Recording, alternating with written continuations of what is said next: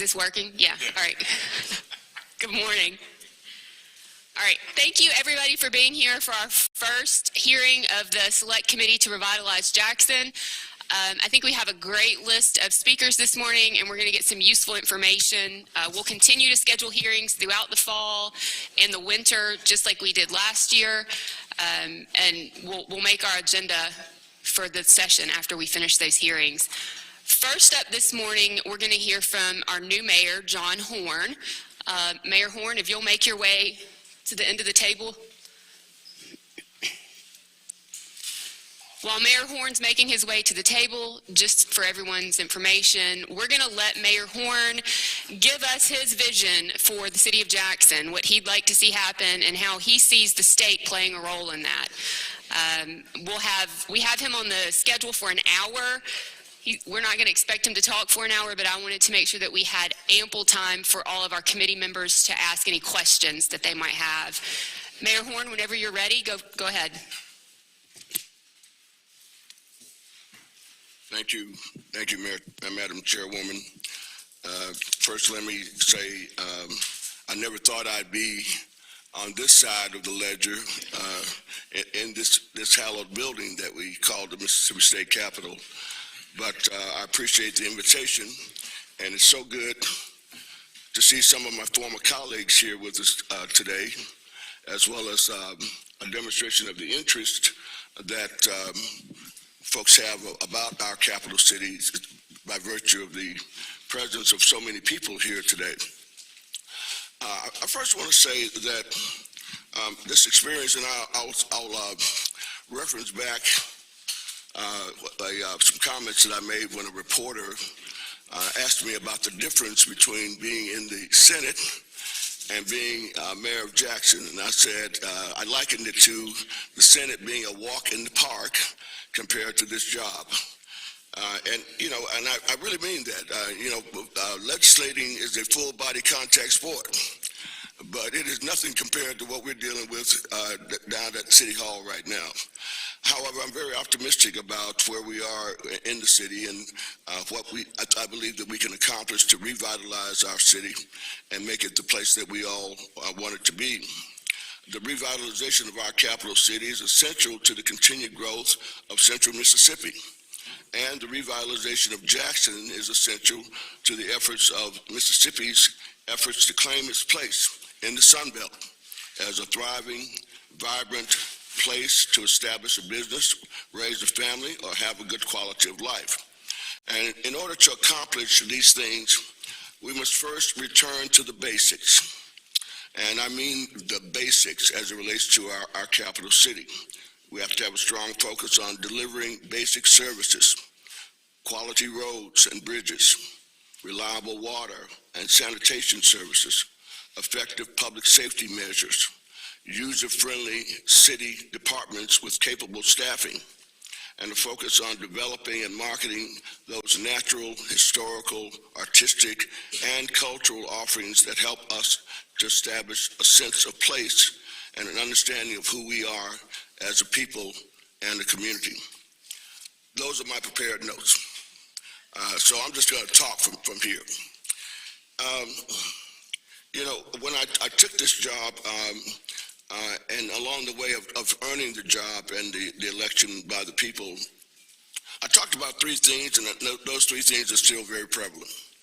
One is that we have to restore trust and accountability in Jackson. Trust of the citizenry that we serve as a city government, restoration of accountability to those citizens, but also a restoration of trust and accountability with our governmental partners. Trust and accountability with the county, trust and accountability with the state, trust and accountability with the federal government, because all of those relationships have been strained in recent years. And in order for us to be successful, we've got to deal with being able to establish what it is we're going to do, and then being able to do what we say we're going to do.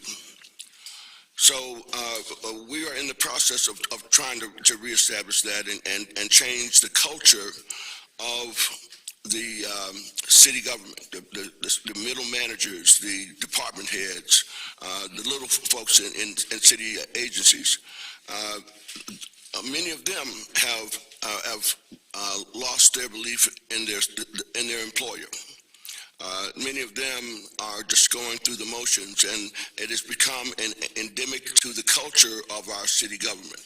So we've got to change that culture, and we've got to inspire our workers that this is a new day, and that we're going to turn the corner in the city of Jackson in terms of how we relate to the folks that are our bosses, the taxpayers, how we relate to the development of a vision and a plan of action for the city. It's a slow turn. We're working on it. It's not going to happen overnight, but we are seeing some improvements in how we're looking at right-of-way clearing, traffic lights, reliability, looking at street lights being on when they should be on, and looking at how we deal with just the basic interaction with the general public who need services and who need action from the city. We're working on our 311 system where people can call in with questions or to report problems in certain areas. We are working right now to determine our public works system. It is totally decimated. It is a system that does not have a public works director right now. We're in the process of doing a search, but first we got to figure out one of three things. Do we take it all in-house? Do we do a hybrid system, or do we contract it all out? And most of it right now is being contracted out. We think that it's probably better to do some sort of a hybrid where some of the basic services that staff can do, they're able to do, but at this point, I don't see having the institutional memory or the institutional capability to do much in-house. So contracting things out looks like the way we're gonna go with that. We've got to change the culture and how we handle folks who want to do business with the city. The public works, the building and permits department is totally in a shambles. And it's almost as if sometimes people think that their job is to figure out how not to issue that permit to you, as opposed to how to facilitate it. So those are some of the cultural things that we're working on. But I think people are hopeful, and I think that we're currently reevaluating and evaluating many of the persons who are at will and pleasure positions right now, as well as the rank and file members who are civil service protected, to figure out how we can all get everybody on the same team. As it relates to the county, Hinds County and the city of Jackson are currently in the middle of development of an interlocal agreement between the two governmental entities. We'll have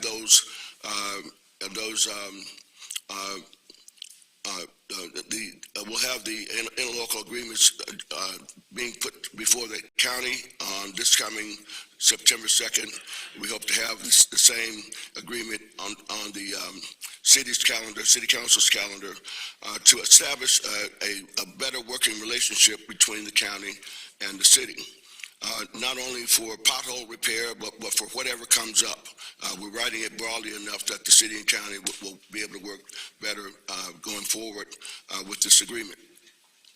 The work with the state, as an example of the change in attitude between the state and the capital city, the day after I won the election, the governor called me and indicated that he thought I'd run a good race, and he'd been watching it, but that he wanted to sit down and talk because he wanted to figure out how we could help Jackson.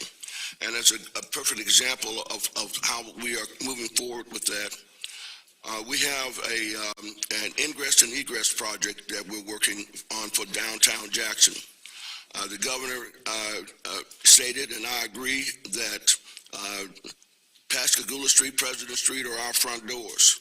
Fortification, High Street, Woodrow Wilson, they're our front doors, and we've got to make them look better.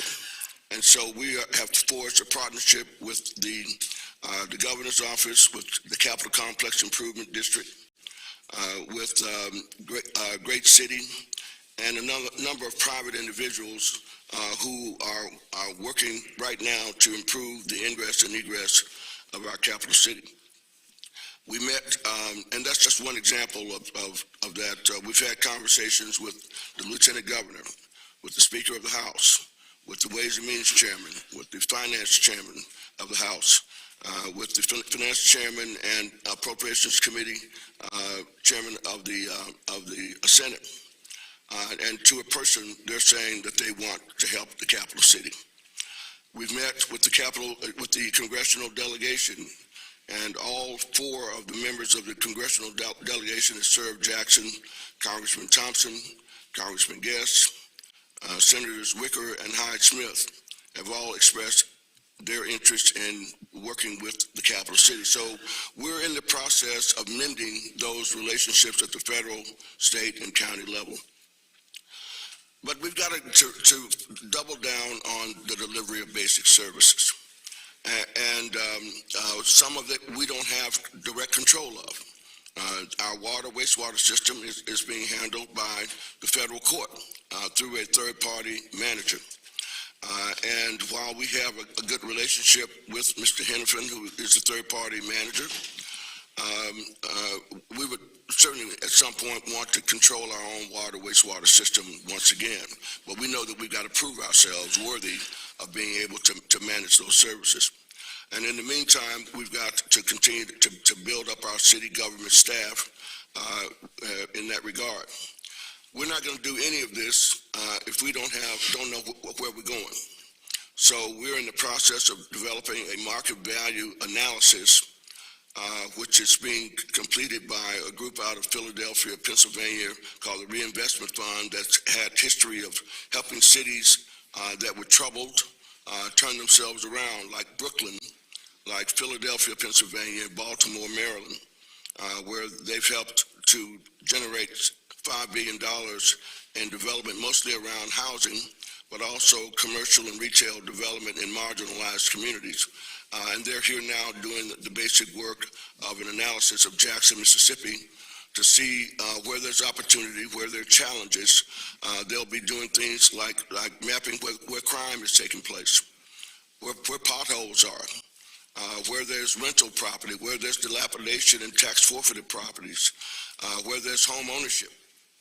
And we'll use that as the basis of developing a comprehensive plan so that we'll know where we're going in this effort.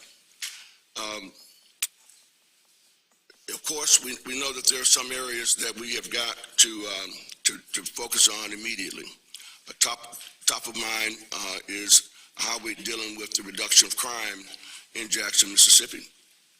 Many of you saw yesterday that our chief of police, Chief Joe Wade, tendered his resignation and retired from Jackson Police Department. We wish Joe well. He has done a marvelous job, and he is going to take another opportunity. But the stress of being the chief of police of a place like Jackson, Mississippi, can get to anybody. And I certainly understand his family's position that he make a turn and do something that's less stressful, that maybe a lot more financially beneficial than what we had to offer him. But they say that there's always a ram in the bush. And Sheriff Tyree Jones, as graciously, he's with us today, and he's graciously accepted a temporary assignment to be our chief of police until we are able to get a search conducted and a new chief selected. In that selection process, we have tagged former U.S. Marshal George White, who also he had 9 years as the U.S. Marshal for the Southern District, and he also served 29 years on the Mississippi Highway Patrol. He's being joined as a co-chair by former Colonel Charles Haynes, who most recently was the director of the Mississippi Bureau of Narcotics. He served as the chief of the public safety of the Highway Patrol. and he also has just recently earned his PhD in criminal justice and is standing up a program on criminal justice planning for the Mississippi College. So Dr. Colonel Wade, Dr. Colonel Haynes is going to join U.S. Marshal White on leading the team for the search of a new police chief, and we have every confidence that they'll move swiftly and expeditiously to get someone who's just as good as Chief Wade, if not better, so that we can, leadership is very, very important when it comes to law enforcement. And the city has a great working relationship with the Sheriff's Department, obviously, but also with Capitol Police, and Chief Bo Lucky has been a great friend and a great collaborator as we look at public safety. The big issue we have in regard to public safety, in my opinion, is youth misconduct that leads to crime. We do have a gang problem in Jackson, Mississippi. We have a gang problem in Mississippi. We've met with the chief of special agent in charge of the FBI, Mr. Bob Eichhoff. I'm sorry, I get his name mixed up. Robert Eichhoff is special agent in charge, and he is leading a youth task force, youth gang task force, with all the three-letter agencies at the federal level, all of the law enforcement entities at the state level, along with Capitol Police, JPD, and the Sheriff's Department. We have 20 gangs that are of a national nature, hierarchical, very regimented. They're out of Chicago, they're out of LA, New York, wherever. And some of those have a presence in Jackson, but there are 20 all over Mississippi. We also have in excess of 200 neighborhood gangs. And it is those neighborhood gangs that present the real challenge for us. In Jackson, we have over 30 of those neighborhood gangs present in our community. They are a lot less disciplined, a lot quicker to anger, to taking violent action. And it is those that really constitute the real dilemma of terror that's being presented in our community where it occurs. It's not all over Jackson, but it's in too many places. And we are working with the special agent in charge to help stand up that multi-jurisdictional effort as it relates to that. The good news is that a year ago, we had 75 homicides in Jackson. As of today, we have 37. So we've cut the homicide rate in the city of Jackson down by 50%. 50% is great, but it's not enough. Any murder, any homicide in our city is one too many. So we will continue to work with the special agent in charge in regard to this youth violence and youth gang activity, and especially with these neighborhood gangs. They go from 0 to 100 at the drop of a hat.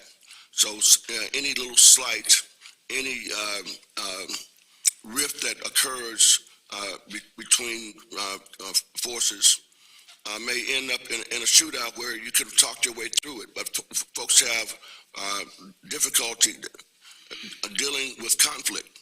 And when you have an inability to deal with conflict and access to guns, bad things will happen. And that's what we're seeing happen on our streets. And Jackson is not alone. It's happening all over Mississippi. It's happening all over America. But we've got to get a handle on it in our capital city. A second major issue that we have is blight. There are parts of Jackson that look like a bomb has been set off. Neighborhoods are decimated, houses are burnt out. There's a squatter or vagrancy problem. It's especially centered in South Jackson. And so what we're trying to do right now is marshal all of our forces, as many resources as we can, to attack blight. We're doing an assessment that I'm told by the end of this week we'll have a cost assessment of what it's going to cost to clean up Jackson. Now, the good thing about that is that a lot of neighbors and individuals and community folks are taking it upon themselves to look at how can I clean up my neighborhood? How can I clean up my street? And it's really commendable that those efforts are ongoing. Some are church-based, but some are just individuals like Locke Ward and his team of folks who've taken it upon themselves to try to keep some of the major thoroughfares in parts of the city, parts of Northeast. They just moved onto the High Street, the Pearl Street exit, and I'm working on Pearl and Pascagoula Street as part of that ingress-egress that I mentioned a little while ago. We've got to clean up Jackson, and we're looking for whatever federal as well as state resources we can garner to help in that effort. When a place looks like it's been neglected, when it looks trashy, no one's going to come there to want to do any kind of development. No one wants to live in places like that. So blight elimination has got to be near the top of our list as far as how we can turn Jackson around, and any help that the state of Mississippi would be willing to do, and I'm talking about funding, that the state, Madam Chairwoman, when we get those estimate numbers at the end of this week, we'll be happy to share them with the committee. The other thing that I'll talk about is economic development. We have too many organizations in the city of Jackson coming over to the legislature trying to get resources, and they may have, the city may have 7 or 8 different government relations lobbyists, if you will, coming down trying to get your attention, to get your time, to convince you that there's a good reason for you to fund this project, that project, or the other. It's too scattered. It needs to be consolidated. And we're working on trying to get that consolidation begun. It's not going to happen overnight. Folks are territorial. There are legitimate reasons that people would want to come on their own. 2 members of the legislature, they have a relationship with Representative Bell. They have a relationship with other legislators, and they feel that they can maybe do more that way than they can if they defer to a consolidated effort. We understand that, but we've got to do better. We need enterprise zones in the city of Jackson. We need special incentives that can attract development and reward folks who come into a tough area and say, I'm willing to put my resources toward the revitalization of this area. But we got to incentivize that. Now, the tax forfeited property incentives that the legislature, I think that was the last bill I was ever a conferee on in the state Senate. So it's a good piece of legislation, but we need to do more.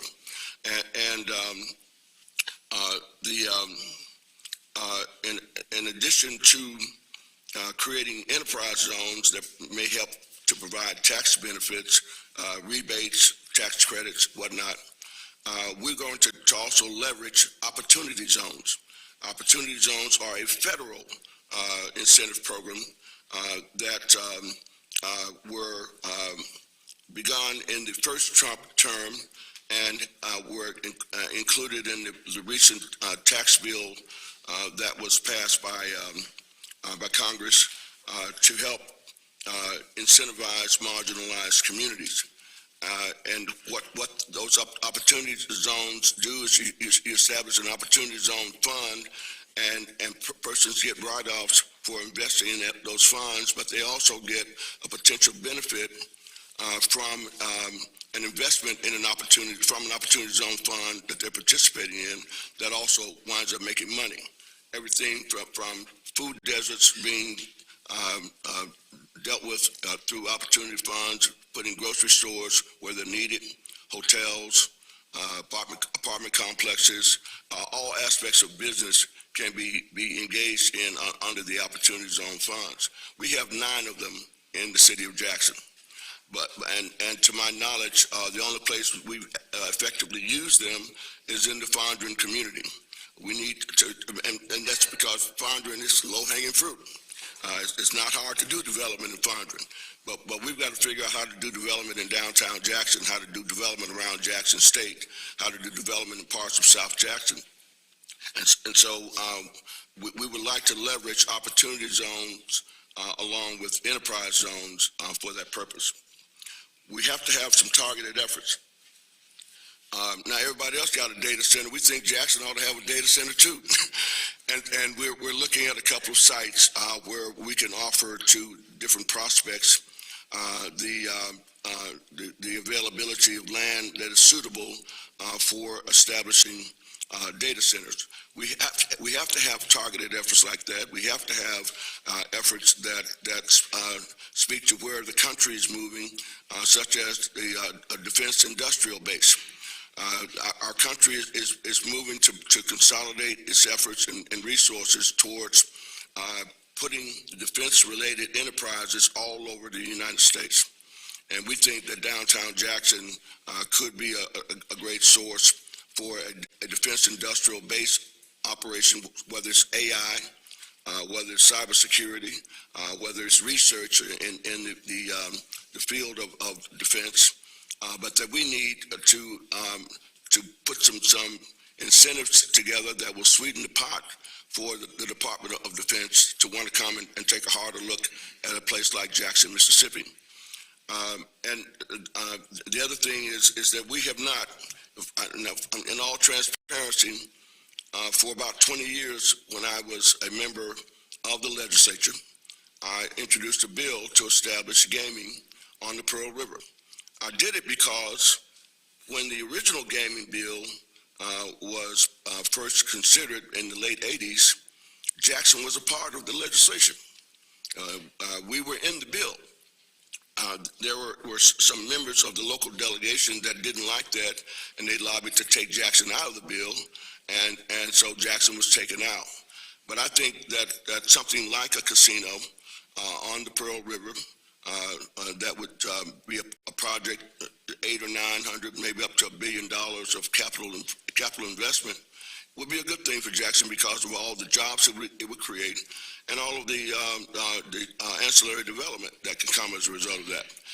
And if we are able this December to be selected by the U.S. Army Corps of Engineers for a project dealing with the Rankin-Hines flood control project that would allow us to get rid of flooding in this part of the state, hopefully forever, that in the course of that flood protection, we'll also be able to do water and recreational activities, as well as economic development activities, and a project like a casino development, just to go hand in hand with that. I think we become a destination, and it's a game changer for our capital city.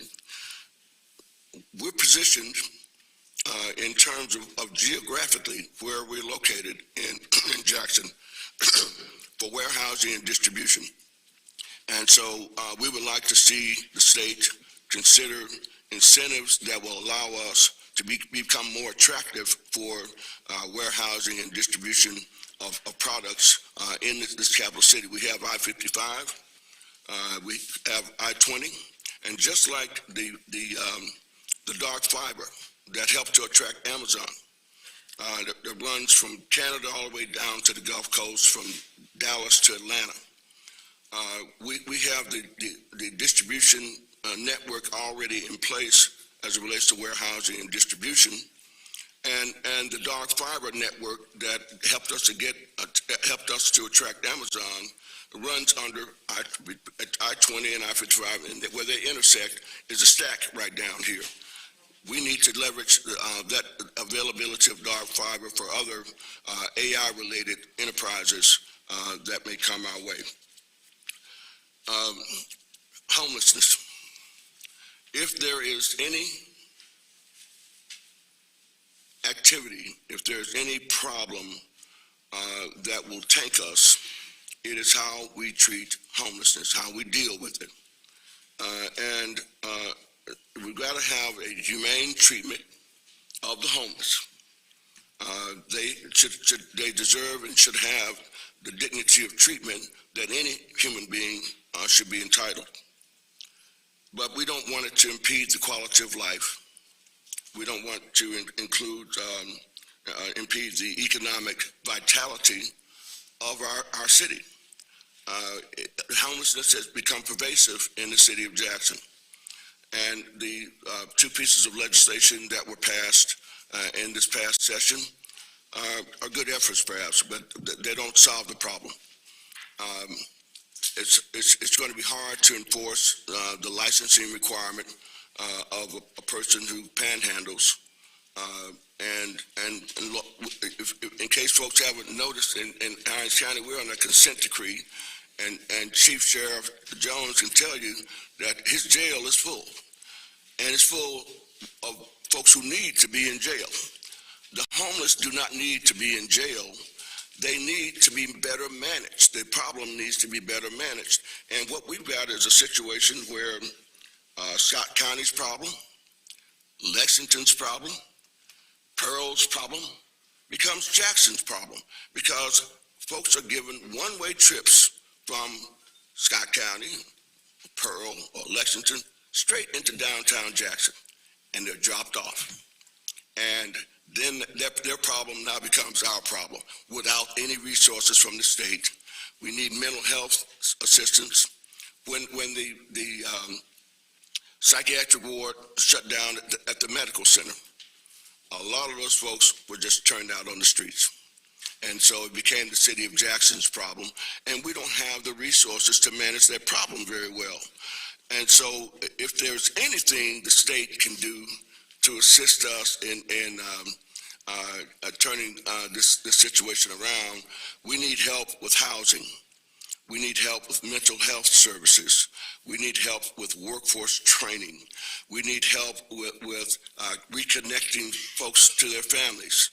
We're hearing that folks are being bused all the way from Memphis to Jackson, Mississippi, and dropped off here. So we don't have the resources at our disposal as a city to be able to handle this problem. And so if the state would give us some serious consideration of resources, that would be a major assist to us as we try to manage this problem, particularly as it relates to being able to give folks both emergency shelter and transitional shelter. We don't want folks to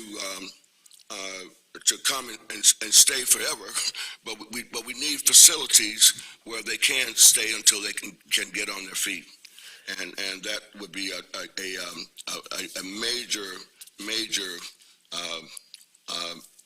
assist if the state would be willing to help us with that. I want to talk a little bit about infrastructure and about what we're doing with a lot of surplus properties and tax forfeited properties. As it relates to tax forfeited properties, my understanding is we've got about 6,000 parcels, at least, that are either owned by the state or owned by the city after the state has conveyed it to us. And we have a hard time disposing of that property, largely because of what I've heard it's called a 7-year reach back. You buy a piece of property that hasn't had taxes paid on it for 3 straight years. You think you own that property because you paid the taxes, and that's what the law says. But as I understand it, there is as much as a 7-year reach back. So 4 years after the 3 years when you bought the property, when it was 3 years in back taxes, there's another 4 years where a person can come back and claim that property. They've got to pay the improvements that you've made, but guess what?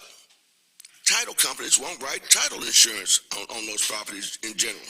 So Mississippi is one of those states that has a quirk in the law that makes the divestiture of tax forfeited properties a little dicey. And if the legislature can help us look at how do we close the loop on that and get a better process in place so that we can incentivize this development and divestiture of tax forfeited property and get that property back on the tax rolls. One good note is that we have found that we've got a lot of surplus property in the capital city. It's a lot of junk laying around, old vehicles that are in the impound lot. We've got computers and furniture and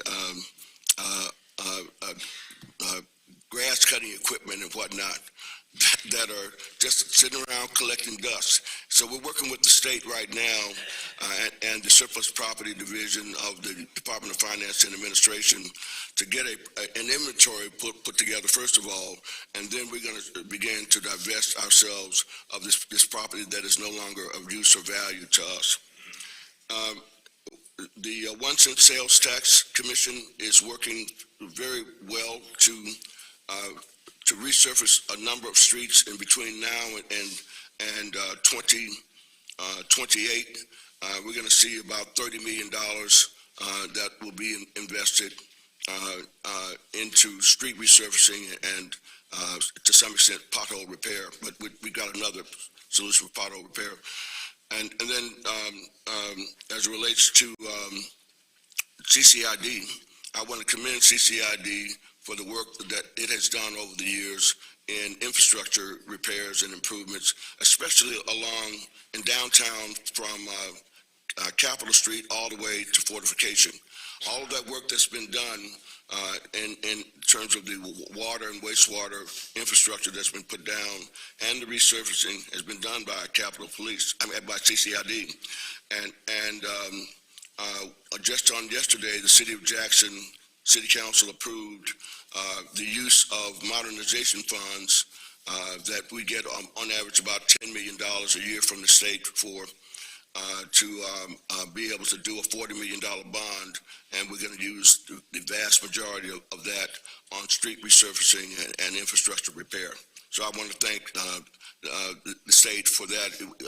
If we did not have that internet sales and use tax revenue, we couldn't do a project like that. So my thanks to you.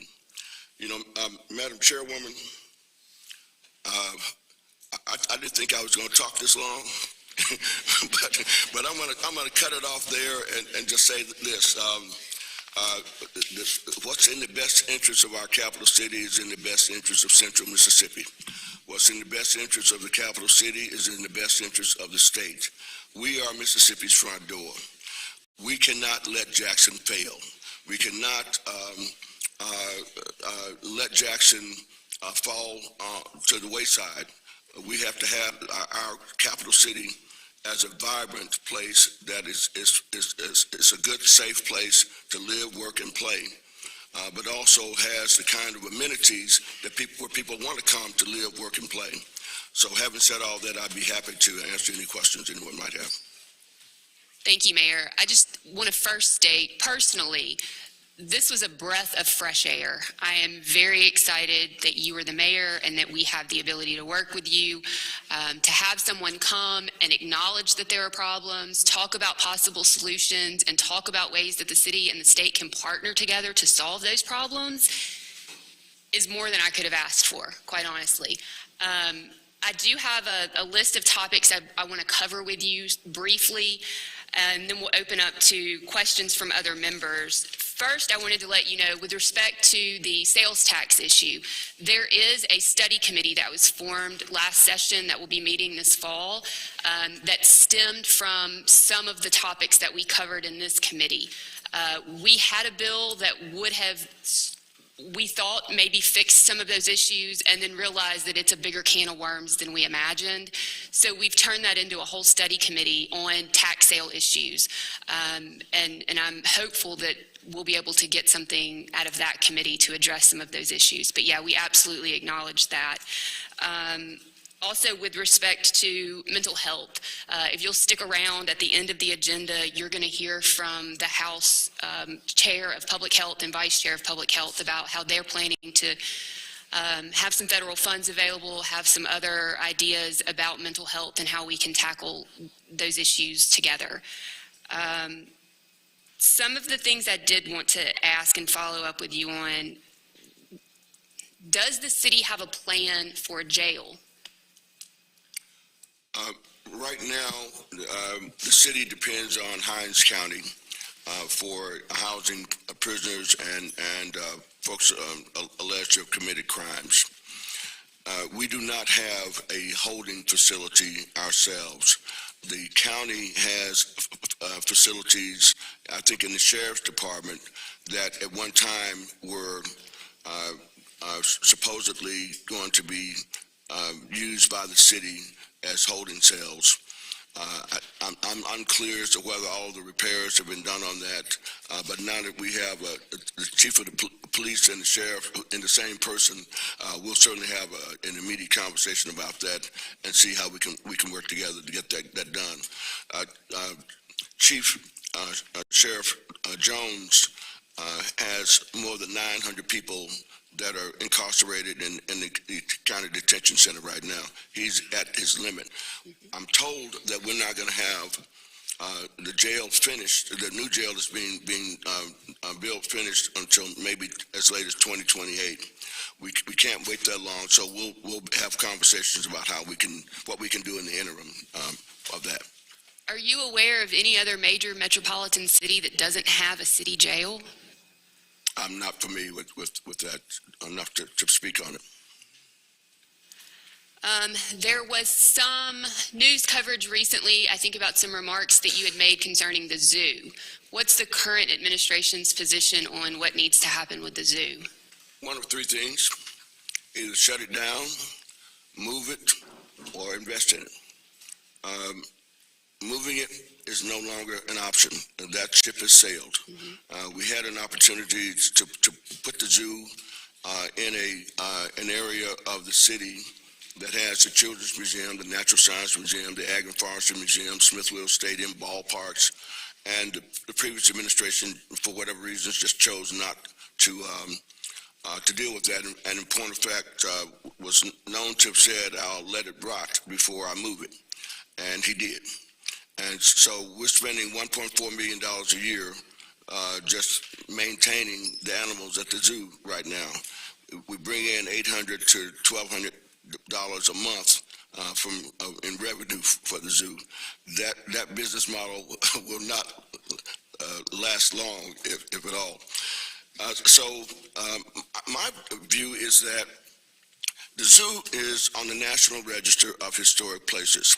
That qualifies it for state historic tax credits and federal historic tax credits. The zoo, I believe, is in an opportunity zone, or it's in a census tract adjacent to an opportunity zone, which makes it qualify for opportunity zone support. It's in a new market tax credit eligible zone, so you can get state new market tax credits and federal. So we have the basis of incentives that can be used to revitalize the zoo, and that would be my option. With respect to homelessness, can you tell me right now how many homeless shelters the city has and who's operating those? No. And here's why.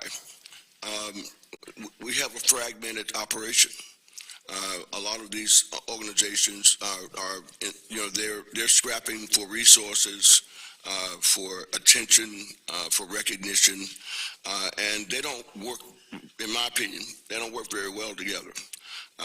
We've tried to get one intake document, the solo intake document, so no matter who you are as a homeless support group, you're collecting the same data in the same fashion as the other folks. I have not been able to see the results of a one intake form even being developed. So I can't tell you how many shelters there are. It's not enough. And they're not effectively providing the wraparound services that, if we're going to do this, have got to be put in place. We can't just house folks. We've got to help get them skills, help them get help if they need mental or physical counseling assistance, or if they need job training. We need a more comprehensive system that includes wraparound services. If the city is going to ask the state for funding for additional homeless shelters or services, I think the city is going to have to figure out what the city currently has already and right. Come to us with that information. Is that fair? Oh, that's more than fair. Yeah. That's more than fair, and that could be the carrot on the stick that will maybe get these organizations working more cohesively together? Jackson Water. I think everybody, well, I don't know everybody that I talk to, everybody that I know is very happy to have running water, consistent water, no major issues since Jackson Water has been running the system.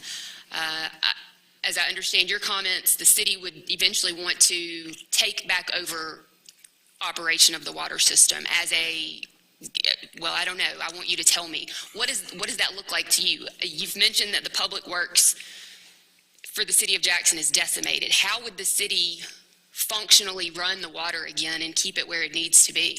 Through a P3, public-private partnership.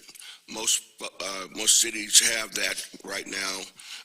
Many cities, I would say most cities don't have, large cities don't have a public works department that actually runs the water and wastewater system. They have a private operator that partners with them to manage that system. Why does that make sense? A lot of times they bring revenue and financial assets to the table that cities don't have, and they also bring a capability that cities often don't have. I will say this about Jackson Water. I think that Jackson Water did a miraculous job putting the system right, especially as it relates to the water treatment facility, O.B. Curtis in particular, of getting it back up and running very quickly, getting the integrity restored. The problem right now that we have with Jackson Water is transmission. As far as the system itself, we've got some issues with our wastewater, but as it relates to the water treatment aspect, it's once that pure water that's clean, drinkable, very tasty, is at the treatment facility, it has to go through these pipes to get to your house, to get to your business, to get all over the city. That's where the challenge lies. And yet we have another set of problems that are looming with Jackson Water. Number one, there were two pots of money in the $600 million the EPA gave us. $450 million for transmission and install, construction and install of the pipes. $150 million for O&M, operations and maintenance of the system. That also included debt service. And we're out of money on the 150. That money has been spent down, and someone may question, well, how did we spend all that $150 million in 2 years and we're out of money? I can't answer that question, but I do know that most of the 450 is intact. But EPA does not allow you to move from one category to the next unless Congress says otherwise. So we're trying to get Congress to give us permission to move some of that 450. And the question, I don't have the answer to this question. Will the 450 be enough to repair the transmission lines? And if it is enough, how much of that 450 is needed for the transmission line restoration? And can we use the rest of it, or whatever's left over, towards operation and maintenance? We have Jackson Water has a debt payment that's due September 1st, and it's going to meet that debt payment. But that $150 million was supposed to cover, as part of their taking over our water system, they also took over the city's debt. And they'll make that September debt payment, but I'm told that we're in danger of defaulting on the December payment. So we've got to come up with some ways to do that. I'm not sure that a rate hike, a second rate hike in 2 years is fair to the consumers, especially when you're only collecting 70% of the money that is owed to you. How can we get those collections up so that I don't have to be burdened because there's some deadbeat who won't pay their bill and you're not collecting that other 30%? Well, why should I, as a ratepayer, have to bear that cost? So I think that there's a need for some frank, open discussion with Jackson Water, the federal judge, and the city going forward. And the sooner the better. With respect to the 30% collection, or 30% non-collection, I should say, it's my understanding that the previous administration was very much opposed to cutting off anyone's water for non-payment, and there was sort of a stay on having that done for years. Where do you stand on that? Do you think if you're not paying your bill, your water should be turned off until you pay it? I've been a proponent. Look, if you're using the service, you owe for the service. You should pay for the service. We've had these apartment complexes that have become known as bad actors. We have a list of 15 of them that the way you get on the list is you owe in excess of $100,000 in water bills. If your tenants are paying you a rent that's supposed to include water, and you're collecting that rent, and then you turn around and don't pay the water bill, I think that's criminal. And I would love to see us entertain some legislation that would give the cities, or give our courts, if that's the appropriate place, more power to take criminal actions against folks that treat their tenants that way. I am going to open up to questions from other members now. I know Representative Bell, gentleman from Hines, you mentioned you had some questions. Thank you, Madam Chair Lady. Mayor Horn, I'm glad you're here today. A couple of questions for you. A couple of years ago, I think 2016, 2017, you were a part of a study, and I forgot the name of it, that the state paid, I think $250,000 to address the city's needs, where you talked about the gang violence, you talked about everything that needed to bring this city into a better situation. That was 9 years ago, and it was $400,000. Okay. I'm sorry, it was $500,000. 500, okay, great.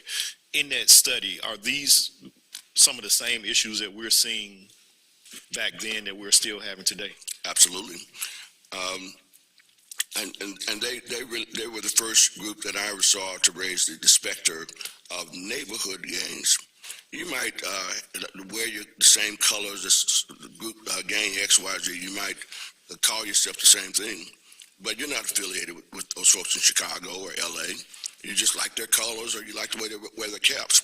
They first pointed that out back 9 years ago, and unfortunately, when we gave it to JPS, we gave it to the court system, we gave it to the DA's office, we gave it to the police department, and it got put on the shelf. It was not only an identification of problems like caseloads and backlogs of the adjudication of criminal cases. It talked about precursors of potential criminal activity or life of crime that you can see in youth, tardyism, absenteeism, behavioral problems, etc. We talked about the jail overcrowding issue, and here we are 9 years later, and we still have these problems. Thank you. My next question, you talked about identifying potholes. I can give you a list of potholes in the city of Jackson myself. So, I mean, you don't have to pay anybody for that. But well, can you do it as good as a drone can? I most definitely can. Next question. And I think the city addressed this years ago, and I want to see if you guys can bring it back to the city council. I don't know if you realize when you have an accident within the city of Jackson, debris is just left in the middle of the street. 90% of accidents that occur in the city of Jackson are, people on their way home, things of that nature. But leaving debris in the middle of the street after a collision has occurred cause additional damage to other individuals' vehicles that may pass through that area. And I know for a fact that the city has a department, our risk management department, who deals with all these claims and things of that nature. And I think it'll add less burden on them if there was some type of ordinance to make sure that these tow truck drivers at least try to attempt to clean the debris out of the middle of the street. So that's just my... Thank you for that. As a matter of fact, we had a meeting on yesterday with a private operator of tow services and the management and maintenance of impound lots and and whatnot, and ensuring that debris is removed might be a part of that contract going forward. We think that we're going to probably pursue that, and I'll make sure that we include that in there.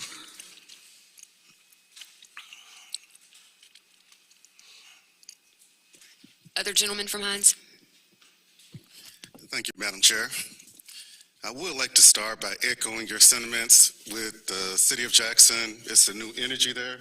I had the pleasure of representing South Jackson, and I will say that I have seen with the transition more openness to work with me on the issues that are plaguing, so thank you for your leadership. In 2 days in a row, we're making a record, aren't we, Mayor? Life is good. Now, one thing, can you define what a neighborhood gang is? Because I think you said we have about 30 in Jackson, and how are they different from traditional gangs? Yeah, you live in Shady Oaks, you live out west, you live in South Jackson, you live in a certain neighborhood or subdivision in those areas, you form a gang. And you control whatever activity is going on in Shady Oaks or whatever the area of concentration is. It's not a formal, a lot of these national gangs, they're run like corporations. This neighborhood gang aspect is very loosey-goosey. It's informal. It's based on who's got the mic at that time and who can control personnel. And these gangs, as a specific recruitment target, they go after folks under the age of 18 because you're caught with a firearm, you're under the age of 18, it's a tap on the wrist.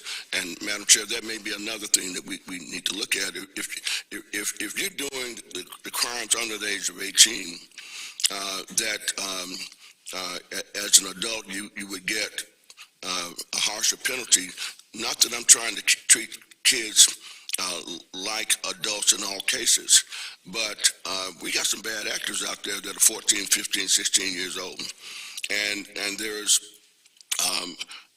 the expectation that they're going to get a tap on the wrist and be back out on the streets sooner rather than later. But that's how I would characterize it. So with neighborhood gangs, do we fight that problem the same way we would do with the national gangs, or do we, is the fight still? I think you have to, sir.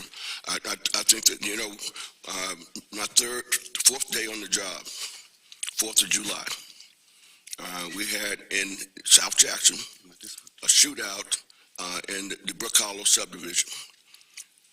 Everybody's trying to have a holiday weekend, and a couple of cars pull up, guys get out, and they start shooting indiscriminately at this house where evidently a rival gang was renting. But they weren't, they're not good shots, thank the Lord Jesus. They're not good shots. So no one was injured. But in the crime scene investigation thereafter, more than 100 shell casings were picked up. That's, again, it may not have been about territory. It might have been because somebody said something about somebody. And that says, okay, well, you're messing with my street creds. I got to go take care of you. That's the kind of behavior that we're seeing in Jackson that is terrorizing decent, law-abiding citizens, and are giving them a lot of unsettling feelings about their once quiet neighborhood. We also probably need, Madam Chair, to look at, if you're a landlord and you know that criminal activity is going on your property by somebody who's renting that facility, there ought to be stronger laws where we can make them forfeit that property and clean up that neighborhood. One house in a subdivision can terrorize that whole subdivision. Absolutely.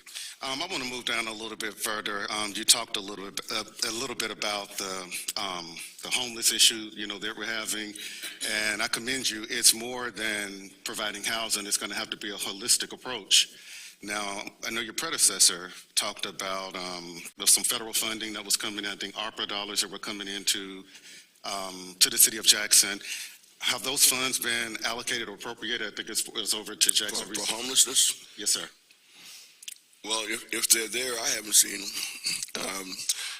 We had some home ARPA funds that were identified.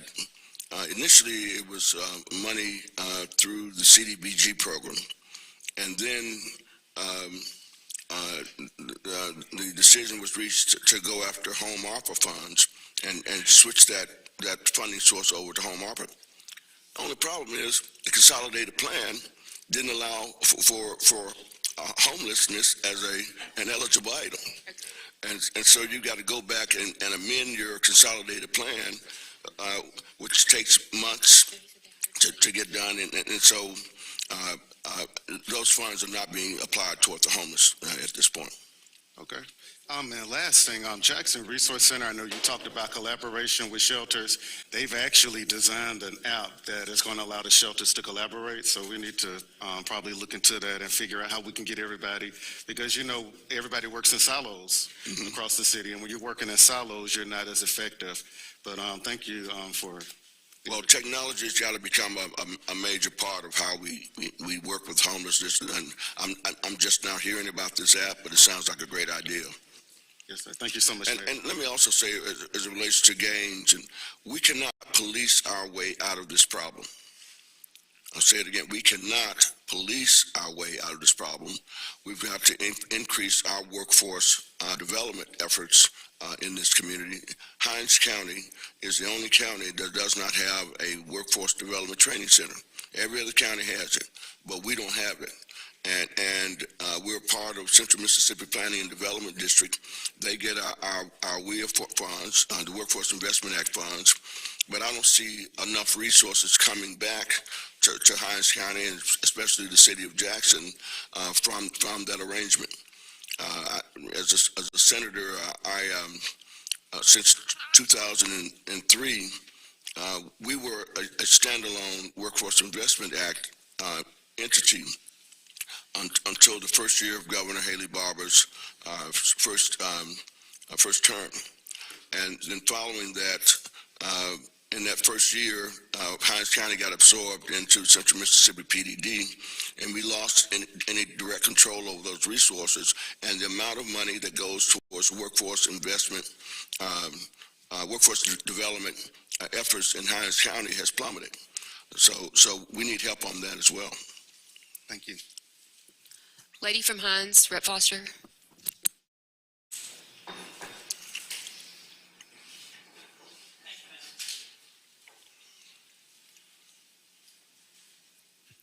Thank you, Madam Chair. I just have three quick questions. I was taking some notes. I'm looking at my notes. The Code Enforcement Department, is that department fully staffed? We have, I believe, 8 code enforcement officers. That's not enough. But the bigger problem is what technologies are we using for code enforcement? Why can't we keep folks employed in code enforcement? The pay is just not good. So there's a high turnover. We never really get into a rhythm. It's in the 7 weeks that I've been there has not been a rhythm established on code enforcement. So we've got to rethink that and rethink how we can use technology to do a better job, but also pay people more. Okay, and also does the city have a clear plan for enforcing liens on blighted properties through code enforcement? No, ma'am. We do not. The way it works, you can slap a lien on a property if folks aren't cutting the grass, it's unkempt. Slap a lien. The only time that's impacted is when there's a sale. So if I'm not ever going to plan to sell the property, let that lien fly. It doesn't have much impact. Okay. And my last question, where I serve as the homeowners president in my neighborhood, I have 216 houses. I have over 22 text messages, and I was just looking through my text messages as far as the water situation, is there any other plan that you can possibly help put in place? Because they're calling me, the calls are overwhelming that What is the they're issue? trying to reach out to the water company. What's happening is their meters are not working. And I have all the addresses in my phone where the meters are not working. And what they're doing, one neighbor, give you an example. She said when she called, they just told her they're just doing an estimate of her bill. And we're talking about a neighbor who's 77 years old. Yes, ma'am. So if you will get me a copy of that list, Okay, I have we'll the make sure that we have interface with Jackson Water and have them address that. If they got meters, that many meters in one neighborhood that aren't working, something's bad wrong there, Right. and we'll get Jackson Water to address it. Okay, thank you. We'll take a couple more questions. Gentleman from Hines. Thank you, Madam Chairwoman. Mayor Horn, it's great to see you in this position. We're very excited to work with you. My question, it relates to the street resurfacing, the $40 million. The first question I have is in relation to the 7 wards in our city. Will all wards see some of this funding? Will it be equitably distributed? Is there a priority list in terms of streets from very, very worst to worst? Well, first of all, the 1 cent sales tax is going to address some of that resurfacing that is really bad, and I expect that it's Section 1B, I think is what it's called now. That's what folks are working on. They'll start on 1C soon, but the City Council made a point. There are two ways we can spend this money. As per the City Council. One is for infrastructure, mostly street resurfacing, and the other is on buildings that are owned by the city. So we got to get Thayamar finally up. 2 days before I took office, the previous administration held a big press conference at Thayamar Hall saying Thayamar is back. Thayamar was not back. We will have Thayamar back by the first of the year, but we've got to spend some additional dollars on that. So we'll spend a portion of that, $40 million on that. And then the council also made a point that we will, as much as practical, divide the money on resurfacing equally amongst all 7 wards. All right, that's really good to hear because, I mean, we have significant street issues all over Jackson. My second question and last question is really more of a statement. I would love to see the city invest a little bit more in reflective bumpers and striping around the city.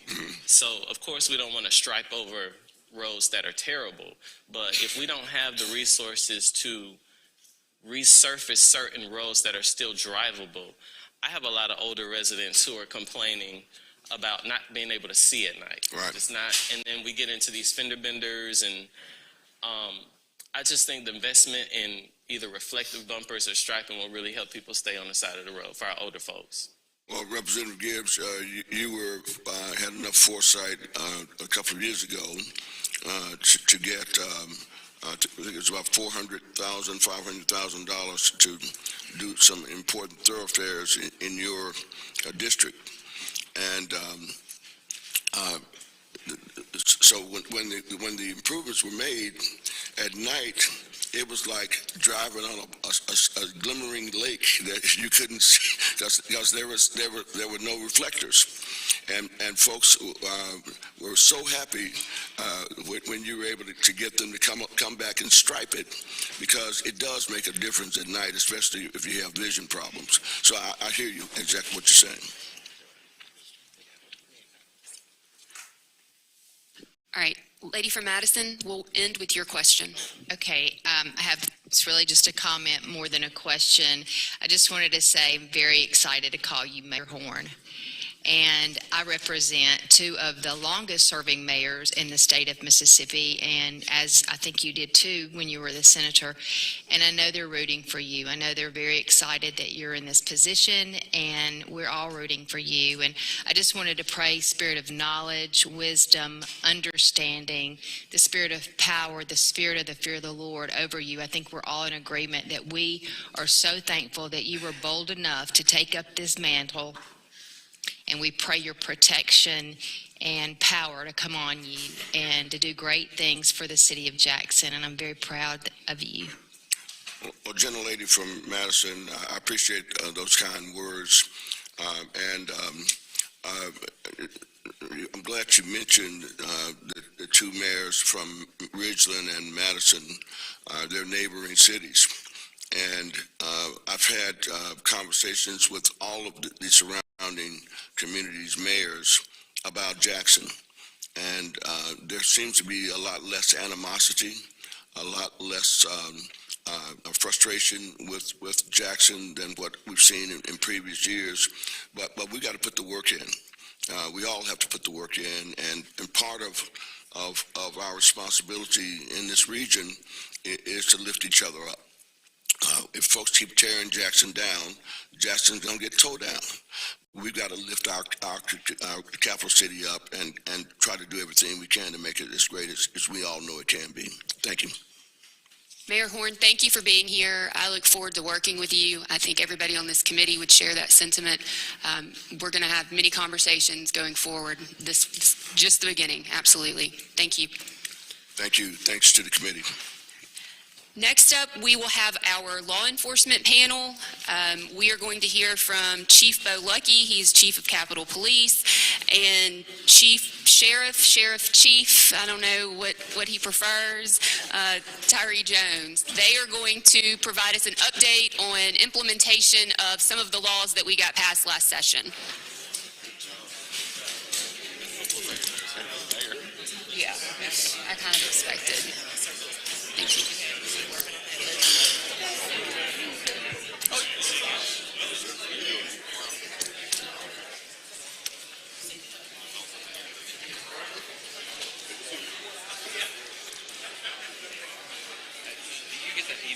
Kevin, Yeah. did you see what they're doing with their surplus property? I have not seen that email. They are signed up with govdeals.com. They're going to start auctioning it all online. And I went to the website. You can buy, there's thousands of government agencies that put all their stuff on. I started signing up for it. I was like, I don't need to start bidding them. I don't need to start bidding. For the house, it's Uber and Joey Hood. For the Hood, Joey. All right, I'm about to. How you doing? Thanks for coming.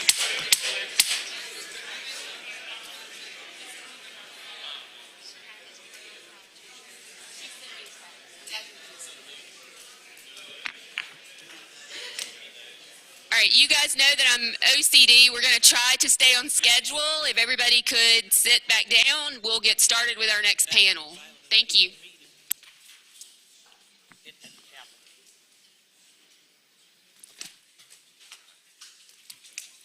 We're going to have the sheriff and Bo sit down too. I know. Where are they? There's Bo. The sheriff? Okay, that's fine. I'll allow it. We'll let him drink water.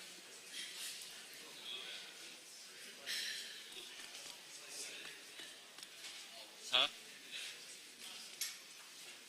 Where am I taking you for lunch? I think we're all eating Skittles.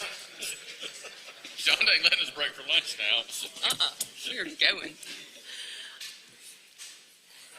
Chief, thank you for being here and taking a seat. Mitchell was right there again? Chief Sheriff, thank you also for being here. Correct. What I'd like for you both to start with, and I don't know how much information you're going to have from the JPD side on this, but whatever you can share would be great. Last session, we were able to get several bills passed, including the permit requirement for solicitation, removal of homeless encampments, and a bill addressing removal of squatters from homes. I'd love to hear from each of you how your agencies have started implementing that. If you haven't fully implemented it, where in the process you are. If there's something you need from us, just give us an update on where those things stand. I don't have much information on it. You got any?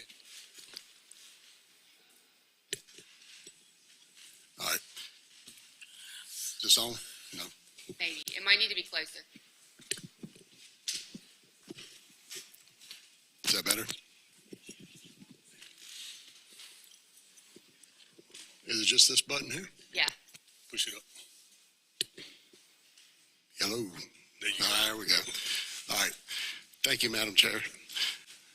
So far, Capitol Police is working on policies and procedures, permitting, paperwork to start the safe solicitation statute and being in compliance with that.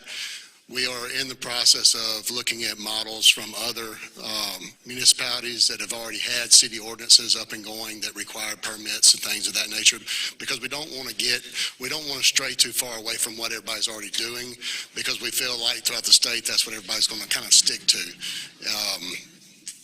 So we're also working with the city of Jackson. They're working on getting their policy or their permitting process as well revamped. Last I spoke with Chief Wade, I believe that it might have been in the legal phase of getting their permits and forms and things together. So that's kind of where last I heard from him where they were, and we're trying to coincide with what they were doing and kind of have the same form, since City of Jackson, CCID, is really the same. So that's where we are right now on that. Now we have been, while we don't have a process yet to issue permits, because we don't have a process to issue permits, we have not been allowing people to panhandle or solicit on the corners. So we have been asking them to move on until we get the permit process up and going. I believe the City of Jackson has been doing the same thing. I know nothing in government moves quickly, but can you give me an estimated timeline of when you feel like the permitting process will be fully functional and implemented? I can't give you an exact timeline, but I would say within a month or so. Okay, that's fair. I wish I could give you an exact deadline, but right now I cannot. But we have been moving solicitors along. We have seen a decrease in the amount of calls we're getting with the solicitation. So I believe a lot of the education portion of getting out in the community and advising people that the statute is now in effect, that it was coming and that it's now in effect, I think that has, I guess, caught traction with the individuals that were out there that were doing it illegally already. When I say illegally, doing it with malintent, I should say. We are starting to see it come back up just a little bit, but we are still we have still seen a decrease in the activity out there. I regularly get texts from individuals about Ridgewood and Lakeland, and then right there in front of St. Dominic's, and how there's not near as many, if any, solicitors there throughout the days. They still pop up from time to time, and we go deal with it, but it has been a significant decrease over the past couple months.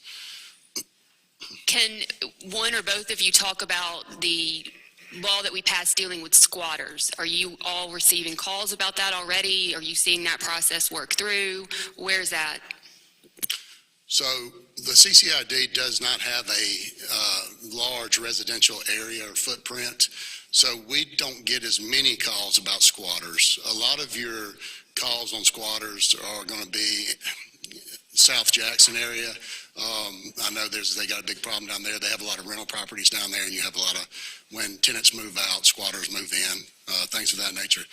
What we are seeing in the CCID, and what we're seeing as recently as yesterday, as a matter of fact, we were getting calls about businesses that have been shut down. They've closed their doors and vacated, and individuals, homeless or vagrants, are moving into those businesses.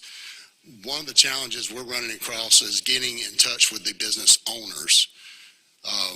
You know, the Fourth Amendment protects your property rights from intrusion of government. So without getting in touch with these business owners and being able to get consent to go onto these properties and clear these properties, you know, we're kind of dead in the water. And what we're having to do is find ways to show up and be a presence, but not enter the establishment, if that makes sense. Kind of draw the element out and then inform them that they need to leave. But we're working on finding a way to get in touch with these business owners. It's been a challenge so far. Is it that you're unable to locate an actual owner on the Secretary of State's website, or is it more along the lines of once you've located someone who's supposedly an owner, they live out of state and you can't reach them? Well, the numbers that we're running down have been no longer in service, and nobody's answering the phone, things of that nature. Chief Sheriff? Sheriff Chief, do you have a preference? Yes, no, I do not, Madam Chair. Thank you. As far, I don't have any data present with me right now as it relates to, you know, the city's actions on these particular issues. However, I am, of course, familiar with them. I do know that they have been, or they had been proactive in educating the public as it relates to these two particular issues, specifically panhandling and I guess homeless encampments as well as squatting. And I think that educational piece, based on what I have seen and I have experienced, has somewhat been beneficial in just addressing the issue prior to having to enforce it. Just as Chief Lucky stated moments ago, I have too personally seen a decrease in some of the panhandling around the city. Has it stopped? No, but I have seen a decrease in it, specifically in places that have been high activity over the last several years. So I think just being proactive with the educational piece and putting it out there publicly, going out and speaking with these individuals, it has been beneficial to the cause. I do understand, of course, there are legal issues regarding permits, the issuing of permits, and how that process will flow that is still underway. But I will say, you know, during my tenure as the interim chief, I do look forward to prioritizing this issue and addressing this issue proactively to see exactly what we need to do so it can become fluid, so that we can address it and we can hold those accountable that may be in violation of this. The main purpose of having you both here today was to provide that update, but I want to give you both an opportunity. If there's something right now that you feel like you need to ask of us, you have the floor. We're, of course, going to have you back for additional hearings. Yeah. But if there's something right now that is pertinent, please let us know. Yeah, I won't drop my laundry list on you all, but I will say this. You heard the mayor speak, and we talked specifically about jails. We talked about detention, and as you all know, that is, as the sheriff, that is one of our biggest issues that we have to address. The resources that are needed to address the jails, detention services in Hinds County, because of course, you know, we house detainees for not only the city of Jackson, but all of Hinds County, dozens of your state agencies. And what we have experienced recently within the last, I would say, month is a significant increase in individuals incarcerated in Hinds County. Now remember, these are pretrial detainees. They are waiting to navigate their way through the criminal justice system. And as of yesterday, as of this morning, we were in excess of 920 pretrial detainees in our custody. At one point, we had got up to about 940. A month ago, we were still in the 800s, lower 800s. So as you can see, it has continued to increase. And this has placed a burden on detention services and how we will operate, right? Another thing that's very important is the process of the criminal justice system itself. How can we get these individuals through the criminal justice system? What resources do we have available to move their way through the criminal justice system? Because when they leave Hinds County detention facilities, they go to two places. They go home or they go to prison. And if they're sitting in our detention services in jails for a long period of time and there are no resources available to help them move through the criminal justice system, of course, that places a burden on the sheriff's office, detention services, and we're stuck with having to provide services to them. We heard the mayor speak about the mental health aspect of it, the medical aspect of it, and all of this is being provided by the taxpayers of Hinds County. Not only that, the challenges and the risks that they pose while being held in a jail for a long period of time. The jail is not meant to sustain an individual for a long period of time. It's meant to be that barrier between going home or either going to prison. And unfortunately, what we continue to see are detainees in our jails for a period of time where they should not be in jail for a period of time.